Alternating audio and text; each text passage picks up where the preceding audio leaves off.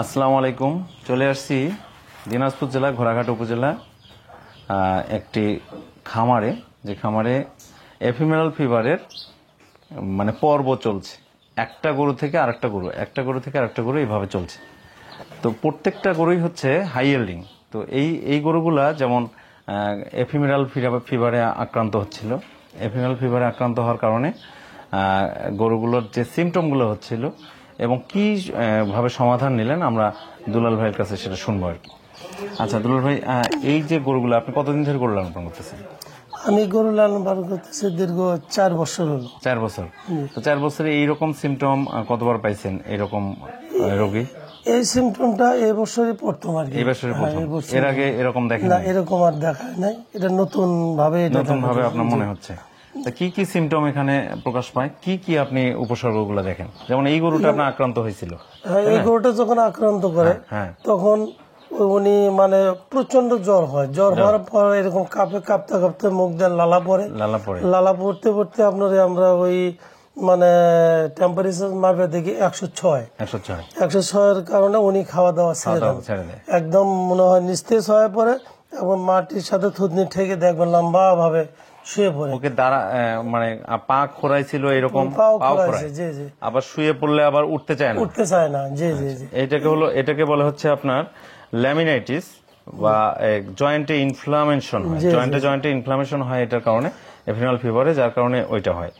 পা খোরা প্রথম হলো পিছনে বাম পাশে। হ্যাঁ।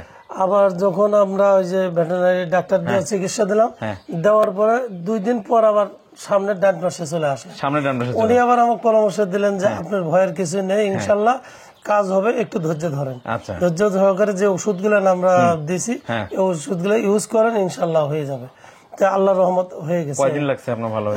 আমার 1 সপ্তাহ সময় লাগছে। 1 সপ্তাহ সময় লাগছে। এফিমেরাল ফিভার আমরা বলছি 3 ডেজ সিকনেস। তো 3 ডেজ সিকনেস মানে 3 দিনের মধ্যেই এই জ্বরটা ভালো হয়ে যাবে, এই উপসর্গগুলো বিলীন হয়ে যাবে। কিন্তু যেহেতু 7 দিন লাগতেছে, তার মানে বুঝতে হবে যে এটার সিভিয়ারিটির উপর বেসিস করে যে 3 ডেজ সিকনেস নাম বলা হচ্ছে, কিন্তু এইটা যদি সিভিয়ার কন্ডিশনে চলে যায় তাহলে কিন্তু সময় বেশি লাগতে পারে। আবার বেশি সিভিয়ার হলে এই সময় দিবে না, 2 দিনের মধ্যে গরু ডেথ টোটালি। হ্যাঁ, তো আপনার ভাগ্য ভালো যে আপনি একজন ভেটেরিনারির পরামর্শ নিয়ে আপনি এটা সমাধান করেছেন এবং পরবর্তীতে আবার আজকে আরেকটা গরু আক্রান্ত হয়েছে, আমরা আসছি আর কি। তো এখানে আপনি আদার্স মানে তখন কি খাওয়া দাওয়া টোটালি বন্ধ করে দিয়েছে? একবারে কোনো খাবার বন্ধ করে দিয়েছিল।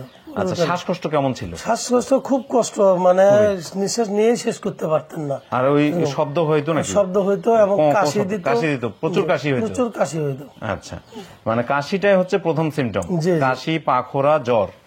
তারপরে আস্তে আস্তে মুখ দিয়ে লালা আসতো। কি লালা আসতো? মুখ দিয়ে লালা আসতো। তাহলে এই জিনিসগুলো হওয়ার পরে আপনার খাবার রুচিটা ফিরলো কতদিনে? 2 দিন পরে আস্তে আস্তে ইনশাআল্লাহ। তার মানে 2 দিন উপসর্গ দেখা দেওয়ার পরে 2 থেকে 3 দিন পরে আপনার খাওয়া দাওয়াটা ফিরছে। তার মানে হচ্ছে আমরা 3 ডেজ সিকনেসের যে 3 দিন, সেই 3 দিনের জায়গাটা ঠিক আছে, বাট তার উপসর্গগুলো বিলীন হতে হয়তো আরো 4টা দিন সময় লাগছে। তো এই হাই ইয়েল্ডিং কাউগুলোর ক্ষেত্রে আপনাদের সবাইকে জানিয়ে রাখি, এবার এফিমেরাল ফিভারের সাথে হয়তো অন্যান্য ভাইরাসের সংযোগ থাকার কারণে হাই ইয়েল্ডিং কাউগুলো এবার অনেক বেশি মারা যাচ্ছে এবং শ্বাসকষ্ট, সাফোকেশন হওয়ার ফলে প্রচুর গরু মারা যাচ্ছে।